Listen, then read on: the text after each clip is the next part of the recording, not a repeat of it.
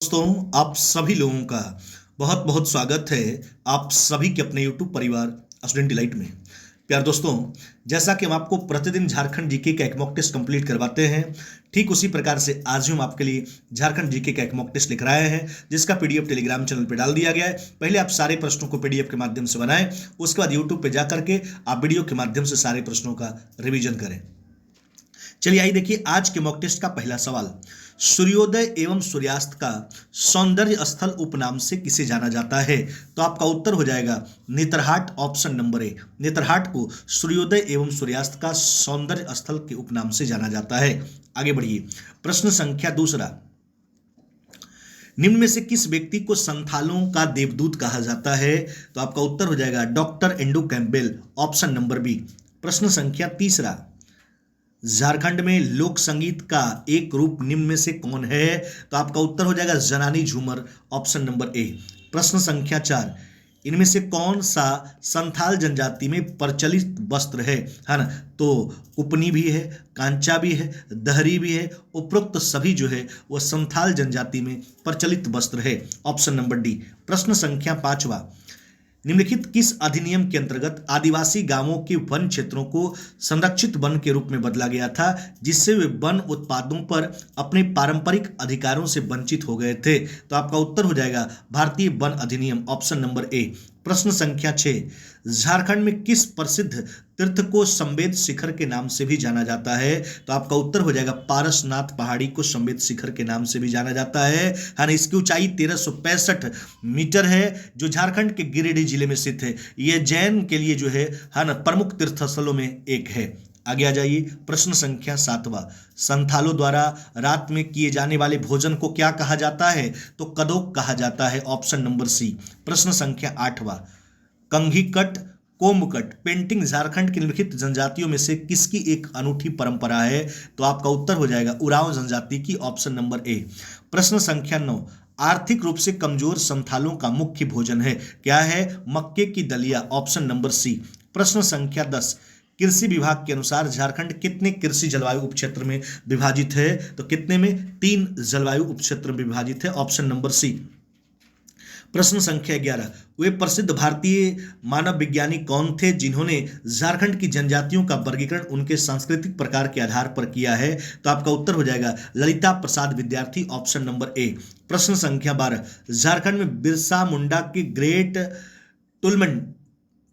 टुमल्ट को इनमें से कौन सा नाम से जाना जाता है? तो आपका उत्तर हो जाएगा है ना धरती आबा का उलगुलान। जी हाँ, बिरसा मुंडा के ग्रेट टुमल्ट को इनमें से कौन से नाम से जाना जाता है? तो धरती बाबा का उलगुलान के नाम से जाना जाता है।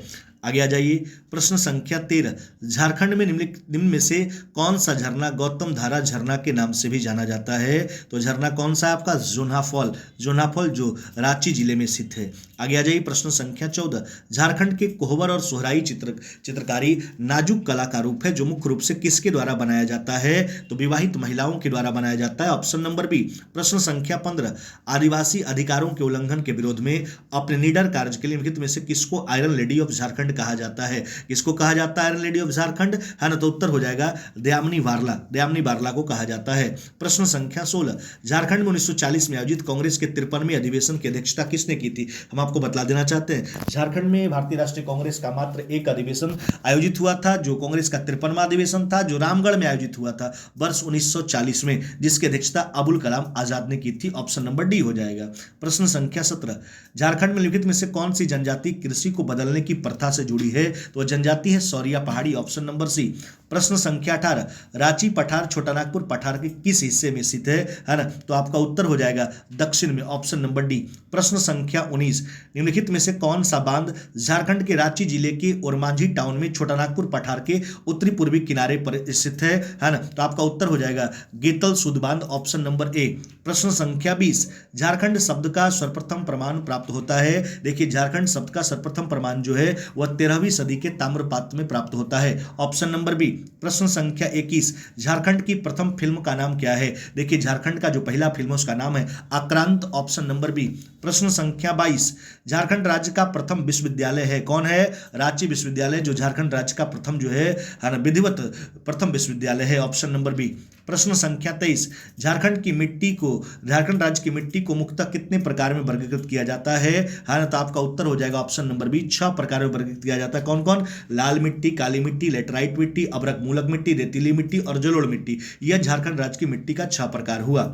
आगे आ जाइए, प्रश्न संख्या 24, झारखंड राज्य में एकमात्र आयोजित राष्ट्रीय खेल देश का राष्ट्रीय खेल था। कैमा राष्ट्रीय खेल था? तो यह 34वां राष्ट्रीय खेल था। यह देश का कैमा राष्ट्रीय खेल था? 34वां, जो वर्ष 2011 में संपन्न हुआ। जी हाँ।